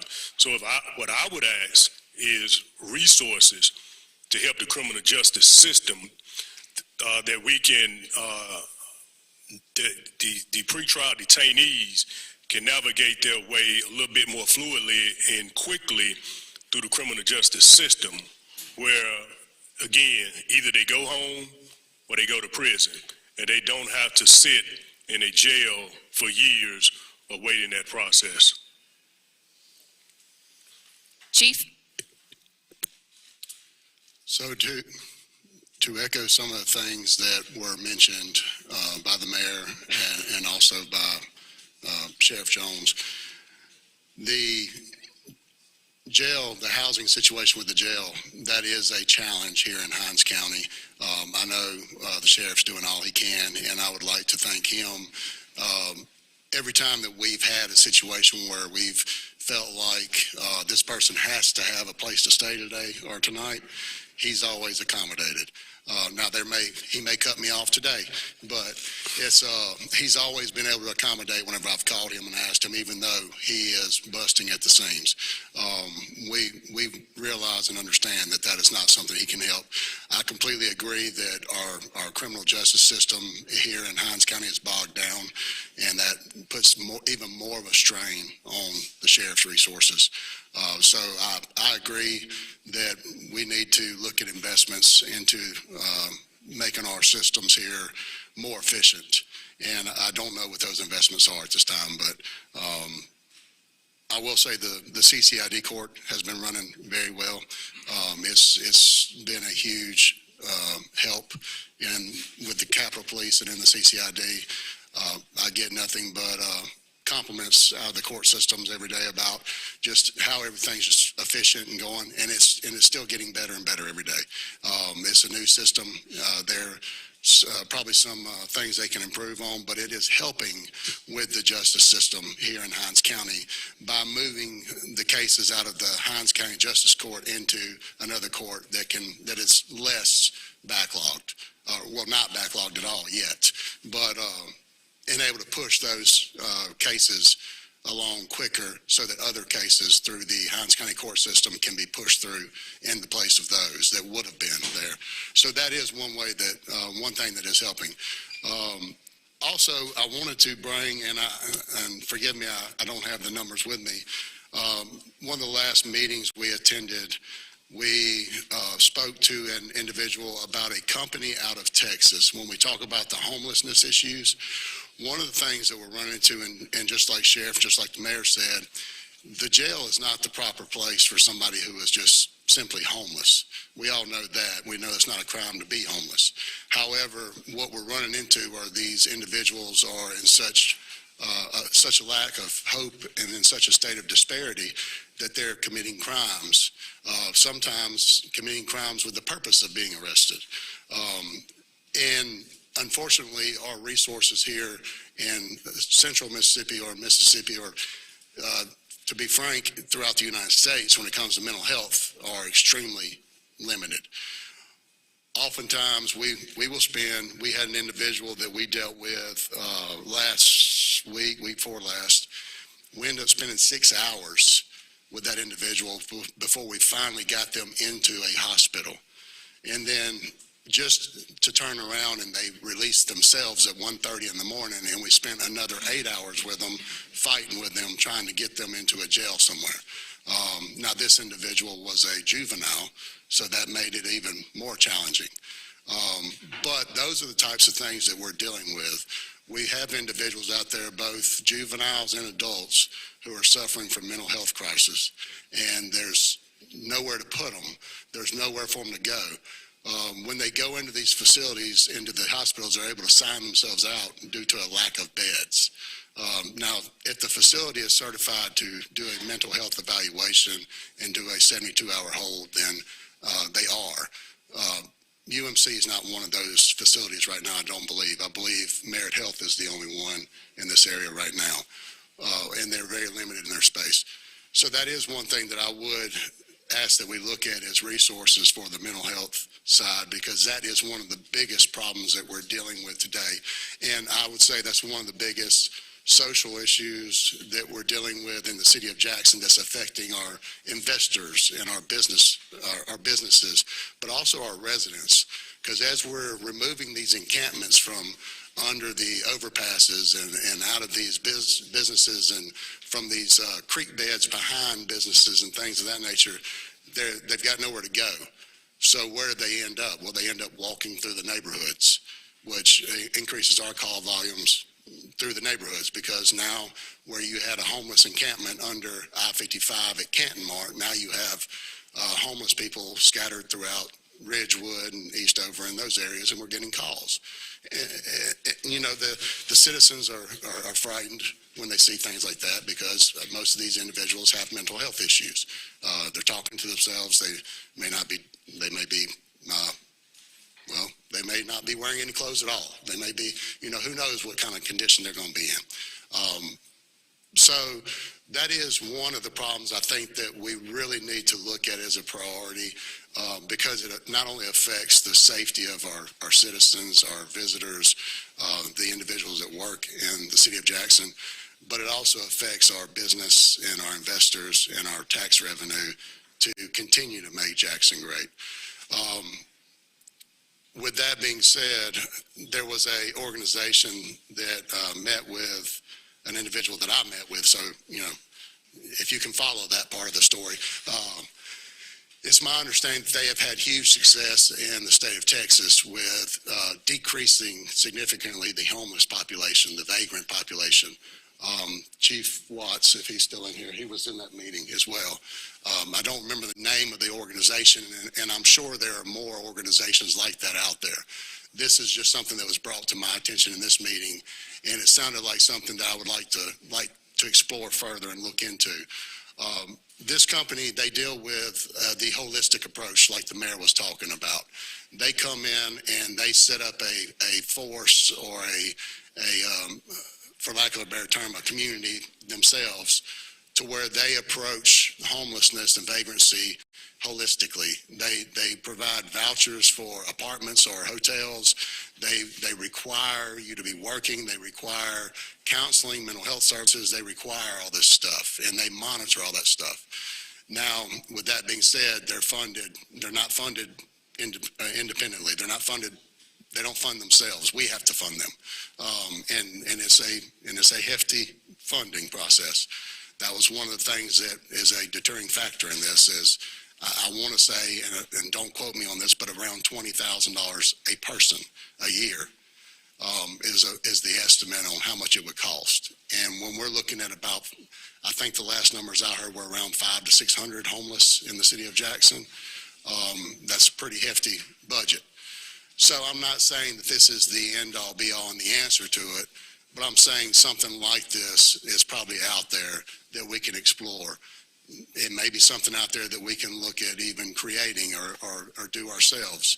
but it encompasses the holistic approach, because what's happening right now is these individuals are walking out of the hospitals. They're being shipped in from all over the state, all over the country, and then they're walking out of the hospitals and they're self-medicated or unmedicated, and they become an issue and a safety risk to our law enforcement officers, to our citizens. They become a deterrent to the clientele of these businesses. And we've got to find a way to fix this. And Sheriff Jones, putting them over there with Sheriff Jones and the Hinds County Detention Center it's not the answer. Now, obviously, we're going to take a hard stance on criminal activity. We're going to continue that. If somebody breaks the law, then we're going to find a place for them to stay. But when you look at the approach as a whole, we need to look at not just dealing with the fumes of the problem, but putting out the fire itself. I have one question, and then I'm going to let some of the members ask questions. Can you give us a brief update on the CCID 911? I know that there were some tech issues and vendor issues, but if you could let the committee know where that stands. Absolutely. So as of right now, the CCID 911 system is up and going, but we are not receiving all of the 911 calls at this time. It's kind of sporadic, which ones we're receiving, and the issues, as I understand it now, forgive me, I'm not a very technologically advanced person, especially when it comes to 911 systems, but from what I understand, we are receiving most, if not all, of our landline calls that are within the CCID. But what we have to keep in mind nowadays, and what was kind of brought up to me, and I didn't realize, a lot of our phones that sit on a desk that we would think would be a landline are no longer landline phones. They're network phones. They run off the internet. They run off voice over IP and internet protocols. So those are a little bit trickier for the system to manage and send to the right place. We also are having issues with our cell phones. That's where we're really having the most issues, is the towers recognizing the CCID and where the caller is, whether within or outside the CCID. Now, I will say that Capitol Police and the CCID, we're not the only ones that are having issues with the system. The system I'm referring to, I believe it is called Entrada. It is overseen by Motorola, I believe. That system has some flaws in it that they're looking at trying to fix. They're trying to push out some updates. We had a meeting a couple weeks ago with Jackson Police Department and Hinds County Sheriff's Department. As you know, Hinds County, they control the 911 system for the county. But now this Entrada, this corporation ran by Motorola, is really what makes it function properly. They house, control the hardware and the calls and all that, but Entrada is who is in charge of making the calls go to the right place, basically. And it's not just Capitol Police that's having issues with receiving 911 calls. It's happening in other areas as well. I believe it may even be happening in Madison County a little bit, in Gluckstadt. I believe their system may be having some issues as well. So it's not just us that are receiving, but to add to the complexity of what's already going on within that system is we're building our system right now. So that's what makes it a little different. We do anticipate a update being pushed out to fix those flaws in the system. And we have not yet got a deadline on when we will be 100% up and running. I do know that they are making it a priority. We do try to have update conversations with the company regularly. Our last one was scheduled for yesterday, I believe, but it was canceled for whatever reason. I'm sure they will reschedule that soon. But I do know it is a priority. The right people are working on it, and we hope to have it up and going sooner rather than later. With that being said, we're not, I told a reporter yesterday I spoke with about this matter. With that being said, Capitol Police is fully functioning. It's not, if you call 911, it's going to Jackson Police first, then it's being transferred to us. And I will say they have been doing an outstanding job of getting those calls transferred to us. And if they do not, if for whatever reason they're tied up and don't answer the phone, then the calls roll over to, I believe, to the county or to us after that. So we're getting a large amount of rollover calls. We're getting a large amount of transfers. And so it's not like we're not answering 911 calls now. They're just not coming directly to us all the time right now, which is what we want to change. Gentleman from Rankin. Is that on? And thank you guys for everything y'all do. I was going to ask you, have you ever heard of Love Your Ministries? Love Your Neighbor Ministries. What they're doing is some friends of mine, but they actually are getting homeless and putting them in homes, and then actually, furnishing the homes, the whole thing. It's maybe something something that you guys could look into to see if there's something where y'all can partner up, because they're doing an awesome ministry. Every week they're putting homeless people in the homes and making sure they have furniture, and it's pretty awesome what they're doing. But they're on Facebook, Love Your Ministries, and Love Your Neighbor Ministries is the name of it, Love Your Neighbor Ministries. But definitely write that down, Bo and Tyra, if y'all can. It's great ministry they're doing. We've actually gotten them furniture through my company as well to try to help them furnish some of their apartments and things they're doing, but really great ministry. And they're actually, the whole goal is to get the homeless off the street. And so maybe something that, I don't know if that's something you guys could reach out to them and see if they could help you guys as you're running these situations where you have homeless folks that need a place to go. They're actually trying to get them in a home, in their own home. And so I don't know all the details of how it's ongoing, but I know that they're doing an awesome job. So I just want to kind of throw that out there. But really appreciate what y'all do. And I know both of y'all, and I know you guys got a heart to serve and appreciate what y'all do every day. So thank y'all. Thank you. Yeah, I'll comment on that. What I would love to see, and we were talking about, Chief Lucky was talking about Texas earlier, and I think I've spoken about this specific topic here before. I think it's Houston Police Department that has a division that specifically addresses social issues, homelessness, possible maybe substance abuse, mental issues. But I would love to see some type of task force here where law enforcement agencies can partner with, just like he stated momentarily ago, nonprofit organizations, medical professionals, mental health experts, social workers, where there's a task force together to be able to address these issues, because law enforcement, 9 times out of 10, will be the first ones to come in contact with these individuals. What happens at that point? We need resources to be able to reach out to accommodate some of these individuals. But if we have a task force that has been developed, once law enforcement responds, we get a response from everybody to see exactly what they can do to assist with the efforts that law enforcement is currently experiencing. So some type of task force would be good, and that's something that I would love to see come to fruition. The other gentleman from Rankin. Thank you, Madam Chairman. Thank you, gentlemen, for being here. Sheriff, at one point, there was an effort being made to rehabilitate the old jail behind the courthouse for possible use for misdemeanors or for the city prisoners holding cell. Is that still ongoing? Have y'all given up on that? What's happening? Or did y'all have to just convert it to felony use? So that jail at the downtown facility was closed a few years ago by DOJ and the United States courts. It was no longer in use by Hinds County. That's where we house our female population. They have since been relocated to the work center in Raymond. Prior to my tenure, at one point there was a conversation about getting that jail, being able to operate that jail for the city to possibly utilize to run a city jail or a city holding facility. That project was cut short.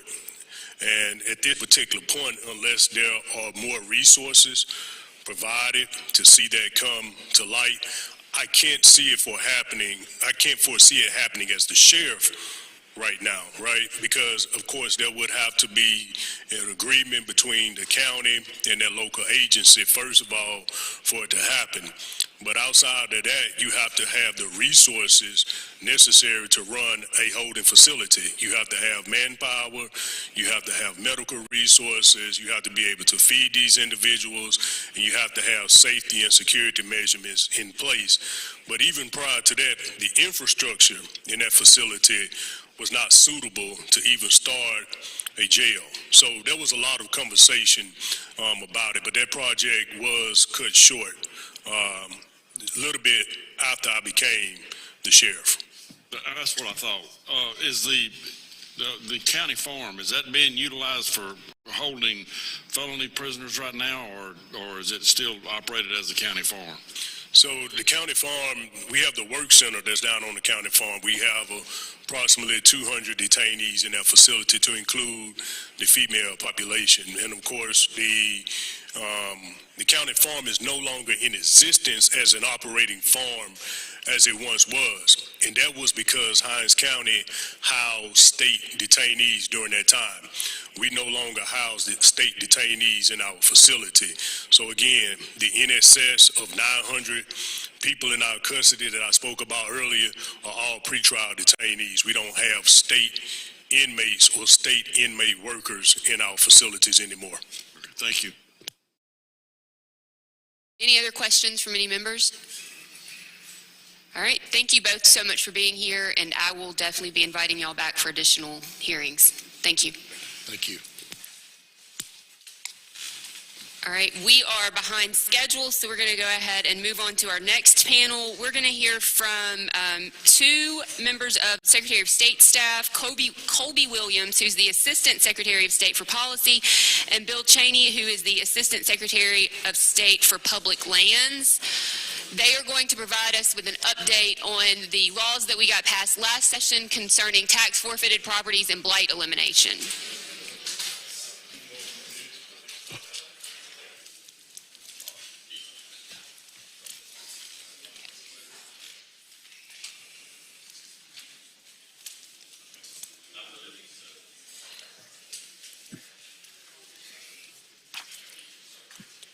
Thank you both for being here. If you would, please just give us an update on where implementation stands with respect to the bills we passed last session concerning cleanup of tax forfeited properties and I just lost my train of thought. Cleanup of tax forfeited properties and the second bill that we got passed. The tax credit. The tax credit, yes, thank you. Yes, ma'am. Thank y'all for allowing us to be here. Just to get straight on it, House Bill 733, which y'all passed, which involved the reimbursement to municipalities for cleanup fees or proactively handling danger trees. That bill went into effect July 1.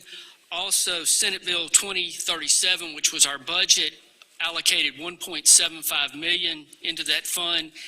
It also went into effect July 1. We are currently processing at least one reimbursement application from a municipality. We have 4 other applications that predated July 1 that we are working with, that we are processing, and hopefully we're going to reach out to Elbow and the auditor's office to see if we can reimburse those, even though they were prior to the date. But I know the Mississippi Municipal League and several other entities have mentioned that the bill has been passed. We've talked numerous times with various cities saying, hey, if you've got something, I guess the best thing to say is we're getting the word out about this bill. Also, House Bill 1201, which was the tax credit incentive bill, that will go into effect January 1. We are still in the process. We've developed the forms and the process as we think it should be. We've reached out to the Department of Revenue and several other interested third parties to review the forms, to review the process. We are seeing that there are some potential hiccups, and we're trying to see if we can address those through either administrative rule or a different form, or if potentially January 1 we need to say, hey, legislature, y'all might want to look at tweaking this because we, Department of Revenue, or the interested parties see an issue here or there, but we're going full force to get those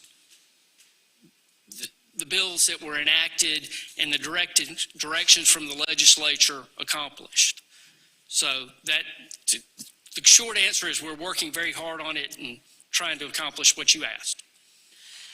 And I know I mentioned this earlier, but we had some bills last session that would have attempted to close sort of a tax sale loophole and do some things along those lines. We realized that that can of worms was about 8,000 pages worth of code, and we might need to look at that a little more.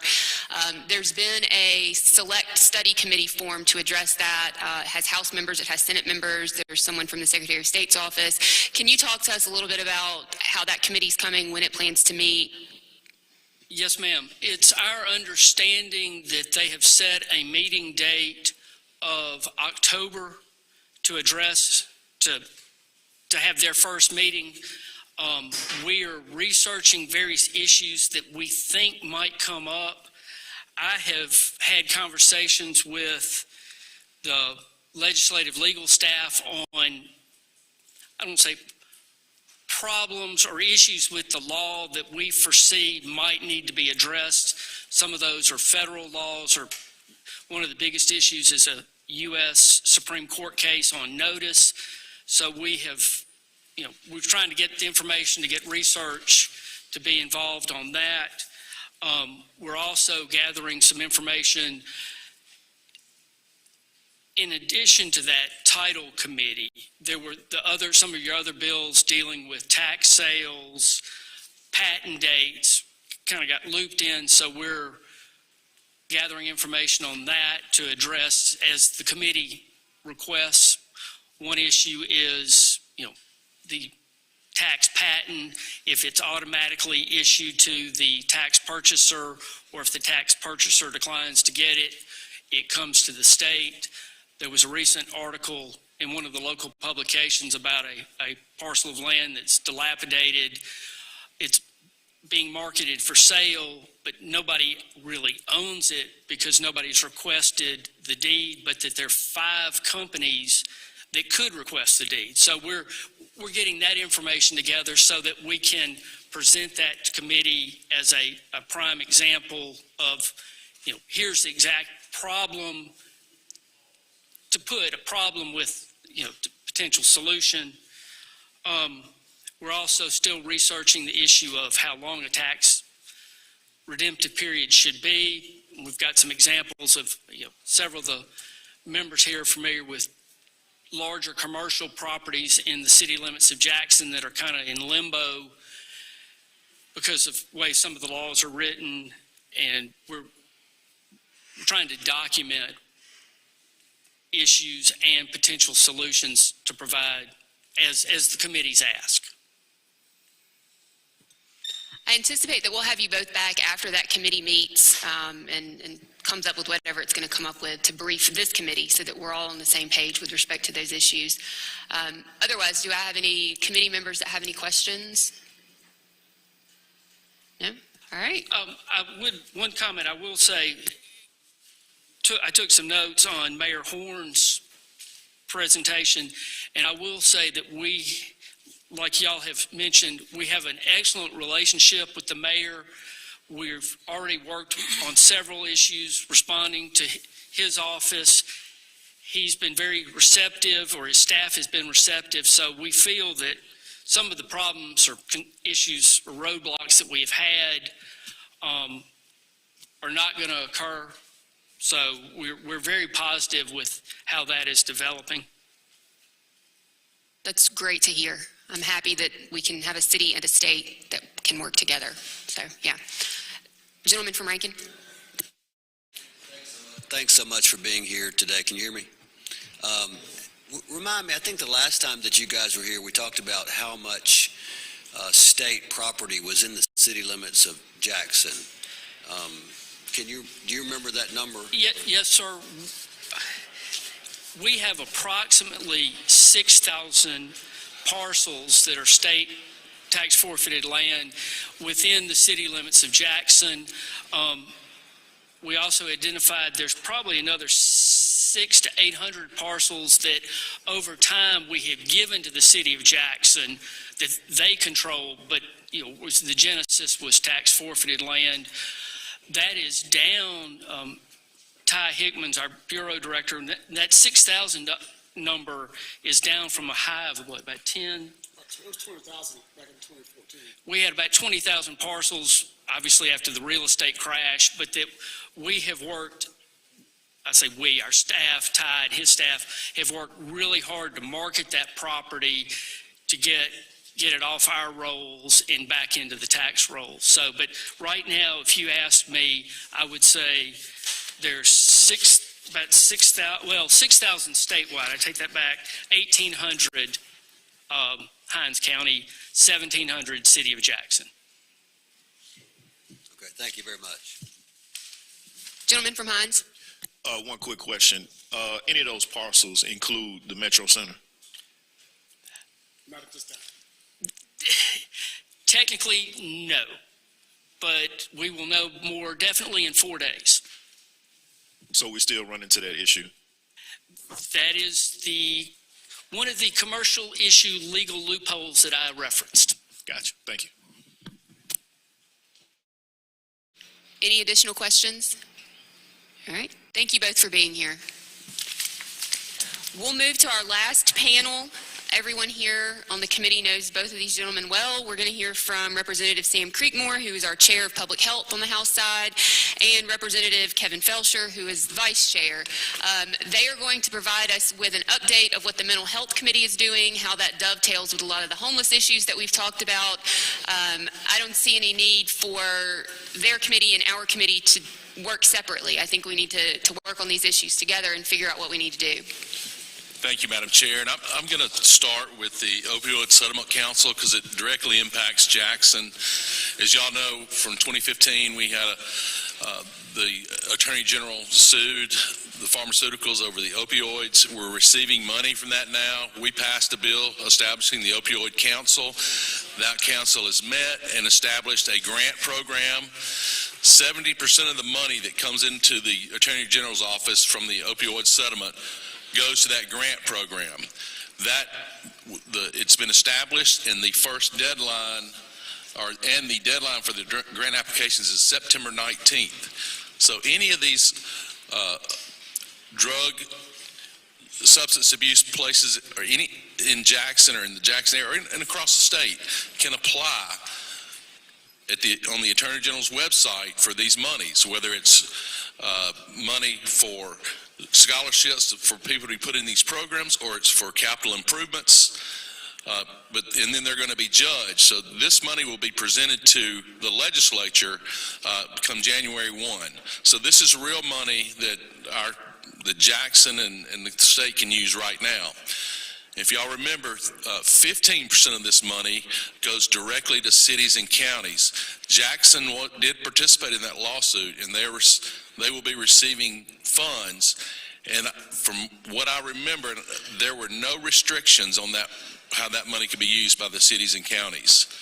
So Jackson will be, and I don't know the amount, they didn't have the amount this morning when I checked, but there should be some substantial funds available for Jackson and Hinds County. When you say no restrictions on the funds, that terrifies me. Can they use it to rehab the zoo, or like? That is my understanding. Now, when the money that's coming to the legislature has to be for opioid abatement. The other 30% which goes to the government, 30% goes to cities and counties, there were no restrictions on that. The cities that reached out to me, I have recommended use it for the opioid abatement issues. So you may have money to address homeless or to address mental health issues, which oftentimes leads to drug issues in the city of Jackson right now, or soon.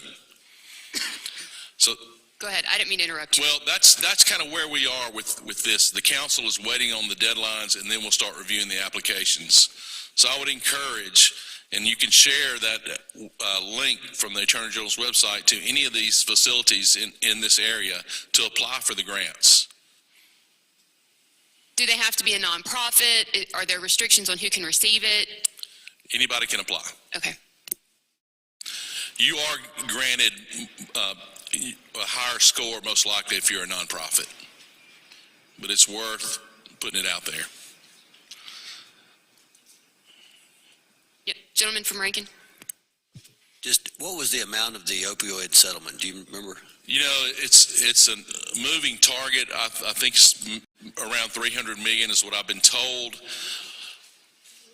But we're going to be receiving funds for the next 10 to 12 years. So every year this grant application will be open. It was 300 million total, and then, I mean. No, it could go up. They're still settling with the pharmaceuticals across the country.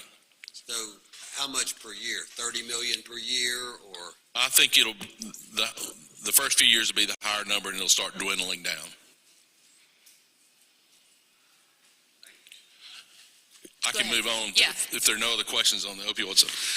Something that public health is working on, it's mainly, well, it is related to drug addiction and also to veterans, is an ibogaine. We're having a hearing in the morning. Ibogaine is a natural compound that has remarkable results around the world. Unfortunately, in America, it's a Schedule 1, but America is sending thousands of vets to Mexico who, after a 24 to 48 hour period, are being made whole. Their addiction's gone.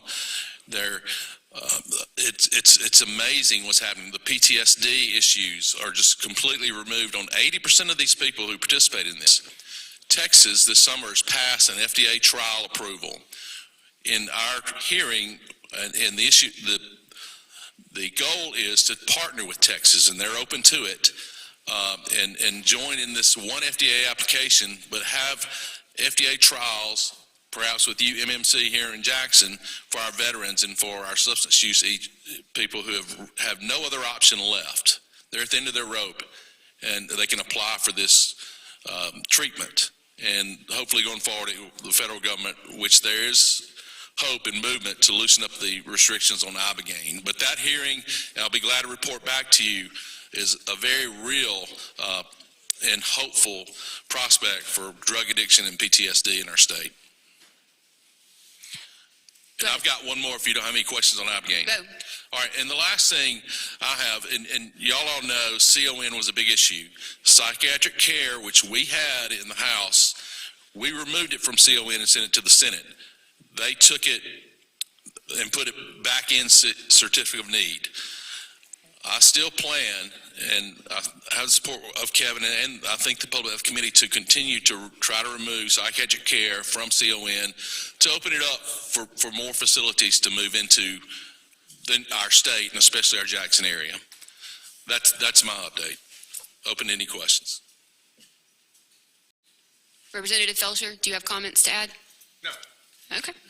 All right. I don't think I've ever been around you and you didn't have a comment. To add to what he said? No, or anything that you feel pertinent. I am here to give an update on what you asked me to talk about, which is President Yes. Trump's executive order. Basically an order to remove vagrancy and make the streets safer, restoring order to urban areas, and prioritizing public safety. I'll speak to that best I can as how that will practically affect us here in Mississippi. Basically, the highlights of the order is it's going to remove or direct the Attorney General to remove consent decrees. I believe the mayor had spoke about us being under a dissent decree. Under that federal order, that will be removed. Such consent decrees will be removed. Also, it will prioritize mental health and substance abuse grants nationally. So this is a great thing. I did speak with Director Bailey. So far, we only have $170,000 of federal money resulting from this executive order, but it was just done a month ago. So I expect that Mississippi will be in a great position to benefit from this order. One thing that is really great, Chair Lady, is the initiatives you took and others took with you. I know I co-signed on to them on banning camping in public areas, the panhandling, and the squatters. This executive order aims to crack down on those things and reward states who have laws in place to address that. So you've put us in a really great position on that.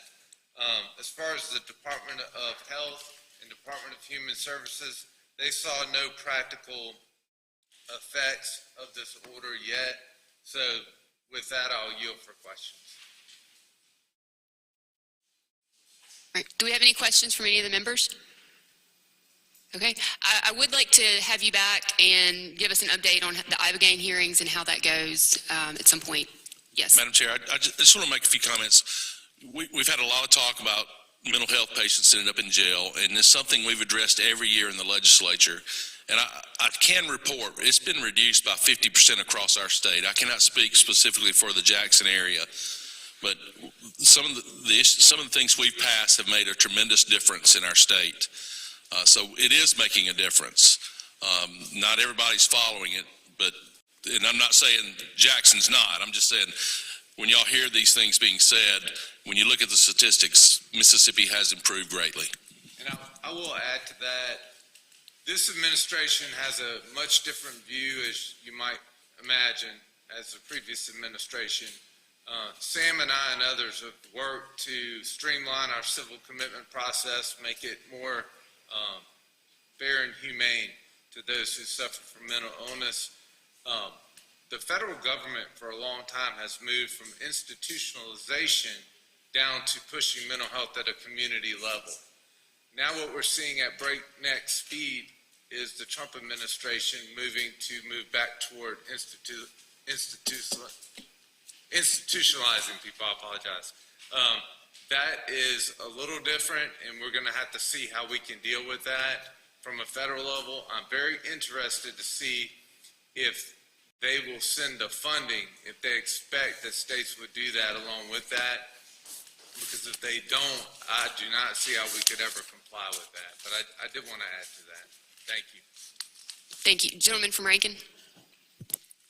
Recognizing that I'm probably standing between us and lunch, I'm going to keep this short.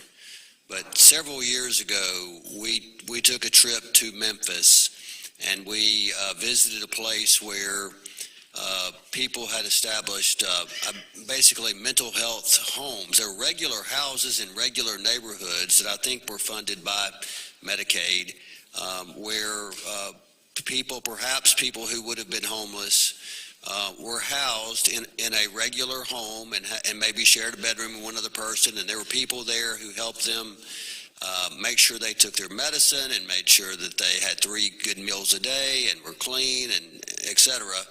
And that seemed to work. That model seemed to work very well, in Tennessee. Is that something that we could do here? Is that a model that would help us have a place for these people to go, or is this apples and oranges? And what do we need to do with Medicaid in order to make that happen? Thank you. It is something we can do here. It comes down to a Medicaid issue, and Medicaid didn't want to fund it or didn't have the money to do it. But what they're doing in Tennessee, there's 3 levels of mental health illness, and with each level comes a Medicaid amount of money. And this housing was owned by a private industry, and so the lowest level had required the least amount of care, but Medicaid paid for that, and these people could stay or leave anytime they want, but most of them stayed in place, and their families would come there and visit their group homes that are not owned by the government. But Medicaid in Tennessee would pay for that, and there are several other states that do that. Mississippi does not pay for that. So it is a Medicaid issue. Representative Creekmore, Mr. Chairman, thank you so much for being here. Two questions. Well, one statement and one question, rather. I think the amount of money we had for that opioid money coming from the AG's office was around between $2 and $5 million for the city of Jackson, if I remember correctly. That sounds right. Yeah. Secondly, Medicaid expansion, is it on the table this year? It's always on my table, gentlemen. Gotcha. I would love to see it, and especially with the big, beautiful bill coming down, it's not favorable for our rural hospitals as its current state, so it could change, but yes, sir, it's always on the table with me. All right, thank you. The Medicaid issue that you mentioned that wouldn't allow for payment of these mental health homes, is how would we fix that? How do we address that? Is that legislatively? Is that some? That would probably be a better question for the gentlelady from Forest. I know Medicaid, I think it's the second largest budget number we have in the general budget. So we have many Medicaid issues. So mental health's just been pushed aside for now. And Chairman McGee has promised to look at it, and she has looked at it in the past. We actually got pretty close to bringing it out in Medicaid last year. So there is a commitment to it. Thank you both. Any other questions from members? All right, we are done and we are ahead of schedule, as I like to be. Thank you all.